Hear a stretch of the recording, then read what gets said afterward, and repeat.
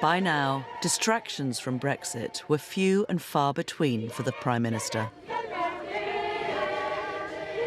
If you were a judge on Strictly Come Dancing, how would you score your dancing this morning? I suspect my dancing this morning might not quite make it on to Strictly.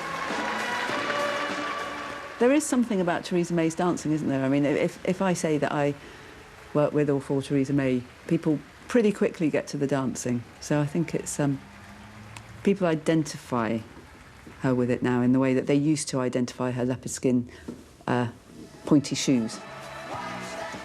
Nobody knew I was going to do that, and I didn't know I was going to do that until standing behind the scenes. And the music was that ABBA music, and I thought, right, I'm just going to, Last year, everything went wrong. I wanted to, just show a bit more fun.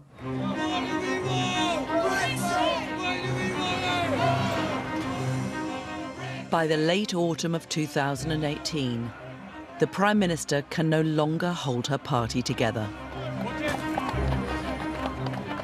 This is Bino or Brino or Brexit in name only. The Cabinet's out here trying to make the case for why we need to get behind Theresa May, because we all believe that. The active campaigning from the Brexit right of the Conservative Party against the Prime Minister meant that the party was able to coalesce around the anti-Prime Minister group. That was Boris and Jacob, Rees-Mogg and Suella Braverman, just the hard right of the party who decided that their future lay in opposing any sort of compromise.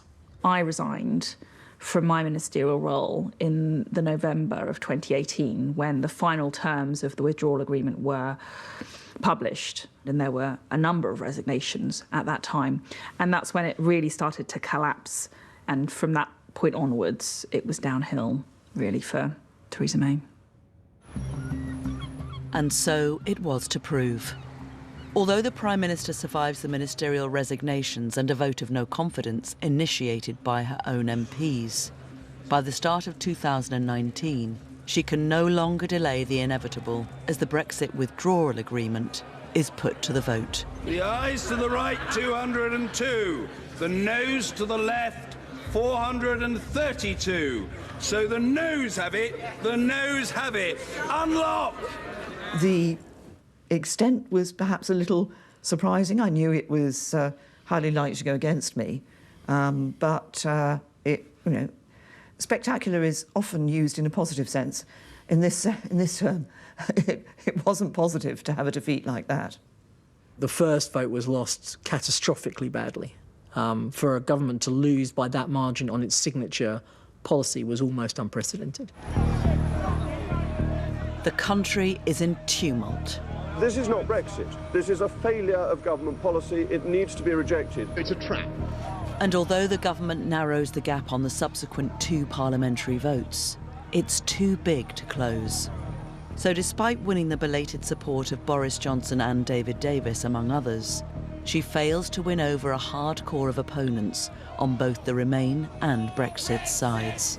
I voted against it once, twice, 3 times, and I was very glad that ultimately we defeated it and we stopped Theresa May's Brexit from being delivered. I'm very proud of 27 other colleagues and myself who held out on principle despite excruciating pressure within Parliament to do otherwise. At the time, did you consider it a personal betrayal? I don't use terms like that. Politics is politics. People had a different view. I think there were many Brexiteers who, not to put too fine a point on it, didn't like a Remainer being in charge of Brexit. Looking back, could the Prime Minister have done more to hold the party together? A quintessential constituency MP, she was perhaps more at home in the Maidenhead Conservative Club than with her parliamentary colleagues. Lovely. Thank you very much. Maybe if I'd spent more time with individuals, talking them through what I was aiming to do, then possibly it might have gone a different way. After a final forlorn attempt to win support for her deal from Jeremy Corbyn and the Labour Party, Theresa May feels she has no choice but to resign. And at that point, there were no other options left. And I remember being in her parliamentary office and reflecting that to her, and knew that we reached the end of the road. Over a short period of time, it just became clearer that I wasn't going to be able to get the deal through, and that therefore it would be right for me to step aside. That was a very brutal day. Westminster at its most brutal. I'm about to go to Buckingham Palace to tender my resignation to Her Majesty the Queen. Until you step down, you don't realise how stressful the role has been. So there is that sense of a slight sense of freedom. And hey, I was able to go and watch some cricket. That can't be bad. If you step back and take a historic look at it, Boris should have done Brexit, and then for COVID and all the different demands you needed to get through that, then Theresa would have been absolutely ideal. Well, you can't sort of fit a Prime Minister to a circumstance, and you have to deal with the circumstances that you find. I will always think that the agreement that I got, the deal that I got, was a better one. The deal that we now have is pretty close to what I had agreed, but then, as President Truman once said, you can achieve anything you want in this life as long as you don't mind who takes the credit.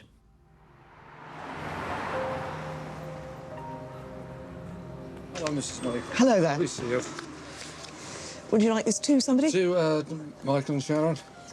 He's got political aspirations. I don't know if you could say wish him luck in them. Yes. I've got a chapter on Brexit. Do you? Yes, yes. Only just one. Only just one, yes, Do you mind if I yes. take a picture with you and my Yeah, yeah. Oh, yeah, thank you. All Prime Ministers leave office feeling their work is incomplete. And even if they write their own memoirs, they can rarely control the verdict of posterity. Thank you very much. Bye now. Sold out. Oh. Yeah. Sold out. It's something that all Prime Ministers struggle with. When the public think about Prime Ministers, they tend to remember one thing. And for Theresa, it's going to be she couldn't get Brexit through. And for David Cameron, it's going to be losing the referendum. And for Tony Blair, it's going to be the Iraq War. But that's the way politics works.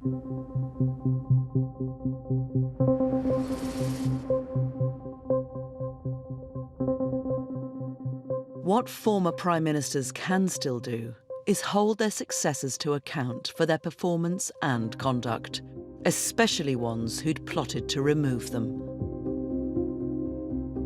So either my right honourable friend had not read the rules, or didn't understand what they meant, and others around him, or they didn't think the rules applied to number 10. Which was it? Sadly, over the years, there has come to be more of a sense from the public that it is one rule for the politicians and another rule for everybody else. Partygate brought this into sharp focus. What followed was sort of mayhem. And I think by comparison, people probably do respect Theresa May as Prime Minister more.